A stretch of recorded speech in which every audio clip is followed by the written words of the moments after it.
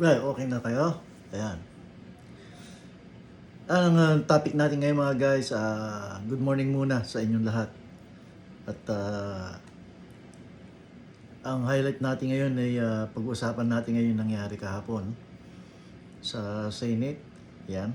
At pag-uusapan natin,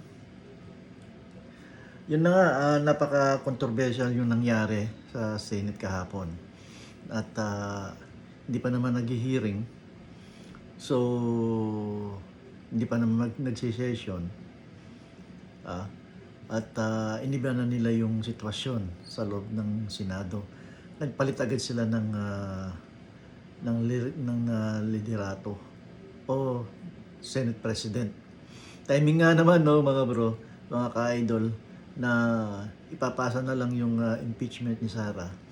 Biglang nangyaring ganito. Napaka imposible talaga ang nangyari kahapon at alam nila na ma-impeach na si Sara at bigla nang pinalitan si Senate President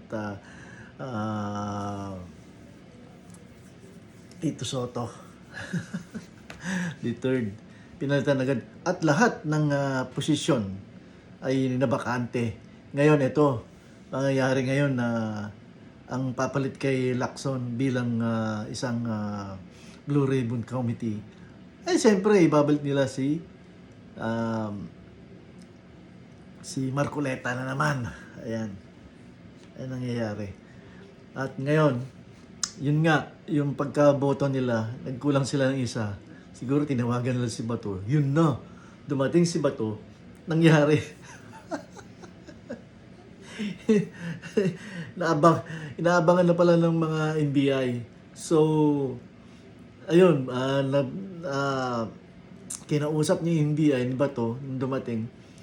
At mautak no? Hindi pa nahawakan nakipagkwentuhan lang tapos biglang pumiglas, biglang tumakbo. Biglang tumakbo, yun ang hindi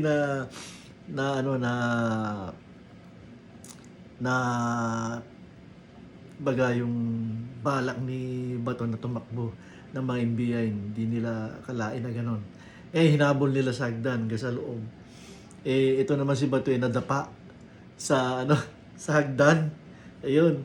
Paggaling ni Bato sa ibig sabihin nakatakas si Bato. Ngayon dumating sa session hall at hinakap niya nagyakapan sila ni Amy Marcos. Ayun. Yung pala, ang sinasabi niya ron, nakipag-wrestling siya sa mga imbi kaya nasugot yung kamay niya. Sa totoo lang, review sa CCTV, tumba siya. Grabe, sinungaling. Ngayon, sila na umupo ngayon sa Senado. Hindi natin alam.